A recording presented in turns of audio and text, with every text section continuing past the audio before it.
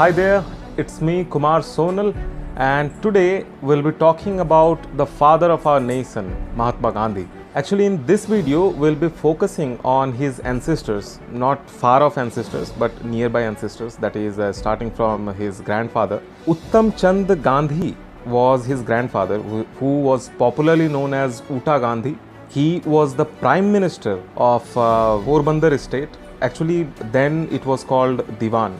See, at that time, India was divided into several states and each state acted like a nation. India was then only a subcontinent and it was not known by this name, India. Actually, it was known by Hindustan by the Arabs because they were unable to pronounce Sindhustan, which is the exact name of this very continent then.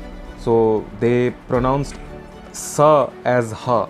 That is why Sindhustan became Hindustan and it became popular. And this name is still prevailing. So let us back to the topic. He was the Diwan of Porbandar. And see, the principles were very high in this Gandhi family. Although the Gandhi family belonged to a Baniya caste. I'm not making any mockery of Baniya caste because this is the class which is contributing a lot to the GDP of our nation. So due to state intrigues, he had to leave Porbandar and he was transferred to Junagadh. So there he saluted the chief with his left hand. By seeing this discourtesy, some of his fellow men asked a clarification about this act.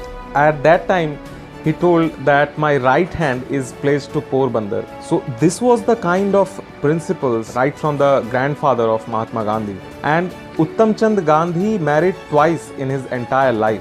With his first wife, he had 4 sons, and with his second wife, he had 2 sons. Among these 6 siblings, the 5th one was Karamchand Gandhi, alias Kaba Gandhi, who was the father of Mahatma Gandhi. And the 6th was Tulsidas Gandhi. Both these were the prime ministers at Porbandar state. I mean, one after another, obviously. There can't be 2 prime ministers at the same time in any state. So, Kaba Gandhi was also a man of high principles, high morals, and people respected them. These posts were very influential. And now, you all know, forget about just prime minister. If someone is chief minister or any class 1 gazetted officer or class 2 gazetted officer, he is highly respected in our society, right? So that time, father of Mahatma Gandhi was also at the apex service. So he was also highly respected in his society. He married 4 times in his entire life. With his first 2 wives, he had 2 daughters, and the 3rd wife is not mentioned in Mahatma Gandhi's autobiography, My Experiments with Truth, so I can't tell about her.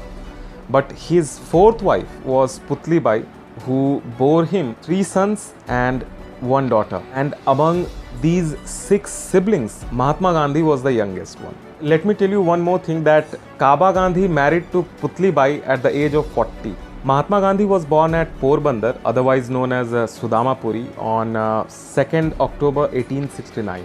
And he passed his childhood in Porbandar.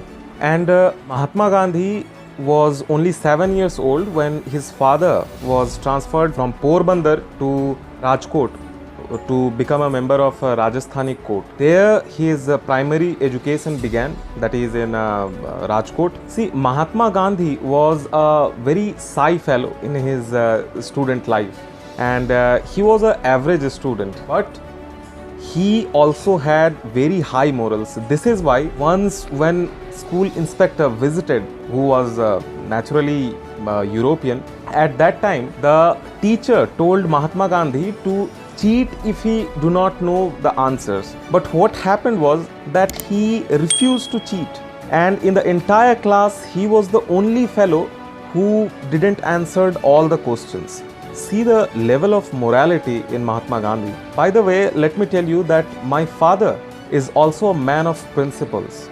He stands in his principle like a giant mountain. I really feel very proud that I am son of Mr. Sisirquila. I am very proud of this fact. So let me continue in this topic. Mahatma Gandhi was married at the age of 30 with Kasturba Gandhi. Let me tell you one more thing, that before this he was betrothed thrice. Okay, at that time parents had a kind of agreement between them that after a certain age they will marry their children among each other. I mean, the marriage will take after a certain age group. So it was decided among parents earlier only, and the children were not concerned about it. So if the boy died, then the girl was not entitled to live a widowed life. They were completely free. But yes, after reaching that age which was promised, then generally they were married. The children were married, and see, this marriage took place without the consent of their children. It was actually havoc. So for now, it's the time to sum up this video, and in the next video we'll discuss some more things related to Mahatma Gandhi, and we'll dive deep in this matter. Till then, you can suggest me in the comment section below, and keep watching Thoughts of Sonal. Take care and bye-bye.